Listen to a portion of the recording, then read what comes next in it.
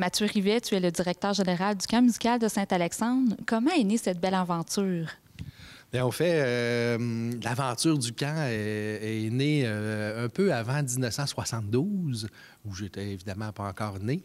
C'est Rénal Dumont et une équipe là, de plein de gens qui avaient des idées un peu folles de réaliser un camp musical en pleine forêt.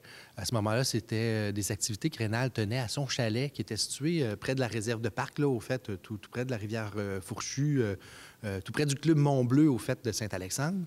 Puis, il invitait des jeunes de Saint-Alexandre à réaliser des activités là, estivales à son chalet. Et ça a commencé à prendre une ampleur assez folle. Puis là, il s'est rendu à la réserve de parc qui, à ce moment-là, était tenue par le ministère Terres et Forêts de l'époque. Puis, il y avait des bâtiments qui l'utilisaient pour réaliser un camp d'été normal. Et tranquillement, pas vite, c'est adjoint des gens comme sœur Juliette Lapointe, qui était très impliquée au niveau musical ici dans Saint-Alexandre. Et un certain été, il a plu d'une façon, il paraît, là, tous les jours, il pleuvait. Donc, elle avait apporté des guitares, des flûtes à bec. Là, les gens se sont mis à faire de la musique et évidemment à faire une petite prestation par la suite. Donc, c'est les premiers instants que le camp musical a pris forme. Et en 1972, il y a vraiment eu une incorporation et le camp musical est devenu ce qu'il est maintenant. Mais il était toujours situé là, à la réserve de parc sur les territoires des terres du ministère Terres et Forêts. Puis en 1978, le ministère a dit « On vous donne les bâtisses, mais trouvez-vous de l'argent pour les déménager, puis trouvez-vous une subvention, puis trouvez-vous un terrain, puis on vous met à la porte, là, si on veut. » Pour les raisons exactes, je ne les connais pas, mais ils ont dit à Rénal, trouve-toi. Ils sont partis en avion, ils ont trouvé le terrain ici, sûrement d'autres aussi qui sont allés visiter, mais il faut dire que le terrain du camp musical ici est assez exceptionnel, c'est vraiment un bel endroit, comme une petite baisseur qui permet d'être très intime dans l'organisation des activités. Après ça, un autre buton qui nous permet de faire nos feux de camp, les activités un peu différentes à cet endroit-là. Et ensuite, ça redescend, puis là, il y a la rivière Fourchue et une île. Donc, le côté d'avoir une île sur la rivière et aussi l'aménagement d'un lieu pour la baignade plus naturel. Ils sont vraiment tombés en amour avec les lieux. Ils ont rencontré l'agriculteur qui tenait ça ici, pris des ententes avec la municipalité et transformé là, le lieu en site de villégiature comme on connaît aujourd'hui. Et dans les dernières années, il y a eu des investissements majeurs là, ici au camp pour remettre aux normes là, tous les équipements, les égouts aussi, l'électricité, en tout cas, l'ensemble du terrain. Donc, on est assez chanceux là, maintenant, là, depuis 2012, de pouvoir profiter des installations là, si modernes et si bien faites. On parle de formation musicale pour les jeunes. Qui sont les jeunes qui viennent ici? Au fait, on parle de jeunes de 7 à 17 ans. Ça a beaucoup évolué, je dirais, dans les dernières 10 ans parce que l'expérience camp est en évolution, hein, d'offrir à des jeunes de partir de la maison durant 1, 2, 3 semaines. C'est assez particulier dans un camp spécialisé comme le nôtre. Mais disons que c'est des jeunes de provenance surtout du Québec, évidemment, mais de partout, de Montréal, de Québec, de la Gaspésie, du Saguenay. Il y a vraiment une organisation sur le territoire assez bien partagée. Quand même de plus en plus de gens de notre région immédiate, ce qu'on est content. On a travaillé sur plusieurs volets, entre autres avec la Caisse des champs et des bois, d'offrir des bourses à des familles de notre milieu pour profiter.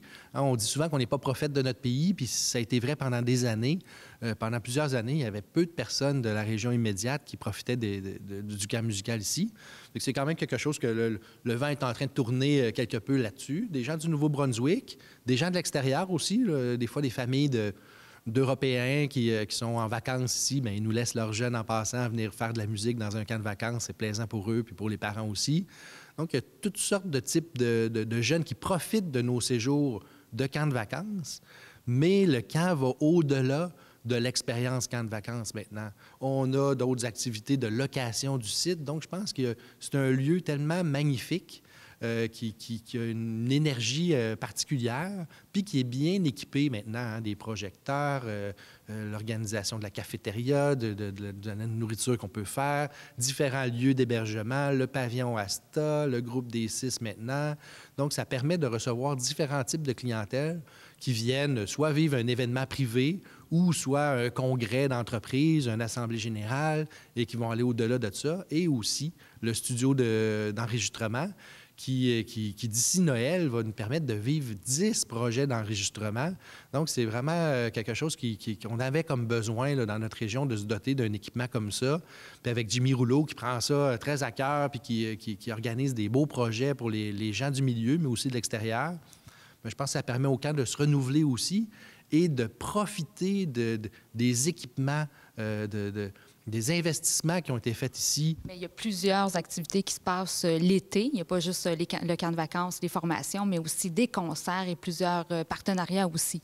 Il y a la réalisation d'une programmation de concerts qu'on offre. On les appelle les jeudis concerts. Donc, les gens peuvent venir ici, une petite heure, de venir écouter de la musique avec nos jeunes qui participent souvent, du moins qui écoutent le concert. Mais on est dans un camp de vacances, qu'on se permet parfois là, de sortir un peu plus du cadre normal des choses. Puis d'assister à des concerts à tous les jeudis ici. Et de plus en plus, tu le disais aussi, il y a des collaborations qui se créent avec des gens qui ont, comme nous, un désir de donner du contenu, soit à des jeunes ou à différentes facettes du monde musical, et qui nous ont proposé dans le passé de faire un partenariat. Je pense entre autres au camp de musique traditionnelle qui s'appelle « De souche à oreille ». D'abord, le nom est magnifique pour parler de la musique qui est transmise souvent oralement et d'une façon traditionnelle, de dire, bien ça, cette tune-là qui vient de Saint-Joachim, on la joue de cette façon-là, soit au violon, à l'accordéon, puis de transmettre la connaissance d'une façon orale face à des pièces de notre folklore, finalement. Et c'est une énergie extraordinaire. Et en terminant, Mathieu, le camp musical Saint-Alexandre est reconnu à travers le Québec et, comme tu le dis, aussi à l'extérieur du Québec. Qu'est-ce qui rend le camp musical si populaire? Je pense que les relations humaines, on en parle souvent de la façon qu'on travaille. J'ai toujours porté dans mon cœur l'assurance que les gens qui viennent travailler ici, même si on travaille dans des conditions pas parfaites au niveau monétaire, puis tout ça, c'est pas un lieu, là, on est un organisme à but non lucratif, on reçoit des dons au niveau charitable, on réussit bien, mais on n'est pas riche. Puis, je pense que ce côté-là, je dirais de don de soi, que les jeunes étudiants qui viennent travailler ici l'été, mais aussi notre personnel qui travaille ici à l'année, travaillent avec leur cœur, sont, je crois, fiers de ce qu'ils apportent au monde, qui viennent ici. Puis je pense que cette énergie-là a toujours eu lieu, même s'il y a eu des années très difficiles financièrement dans le passé, où est-ce qu'il est arrivé toutes sortes de choses, où est-ce qu'on est dans la grange ici, puis qu'on est en train de danser, puis là, qu'on voit, hey, le plancher est en train de tomber, là, arrêtez de danser, tout le monde. Tu sais, il en est arrivé des choses ici incroyables. Bien, ces soirées-là ont permis aujourd'hui de dire au ministère puis aux gens, écoutez, là, c'est un lieu magnifique, mais il faut en prendre soin, là, c'est en train de tomber. Bien, on en a pris soin. On a investi 5 millions avec le ministère de la Culture, puis un plan d'infrastructure fédérale. Il fallait que les gens y croient dans le milieu, puis nous aussi, de pouvoir défendre le fait que le camp musical méritait un investissement pareil. Vous avez aimé l'entrevue? Syntonisez MaTV by Saint-Laurent pour l'émission complète d'Infocam. Si vous voulez voir d'autres contenus produits par TVCK, allez sur notre chaîne YouTube.